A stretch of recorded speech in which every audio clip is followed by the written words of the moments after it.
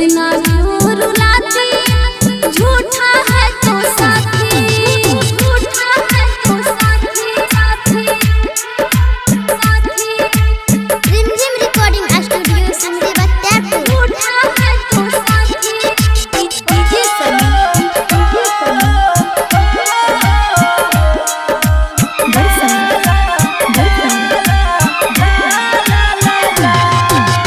तू कहता था हर पल तेरी रहूंगा बनकर छाया, झूठे निकले तेरे वादे, खून के आंसू रुलाया। तेरे लिए अपने दिल में मैंने जगह बनाई, छोड़ के मुझको जालिम कातिल प्यार की सजा दिखाई।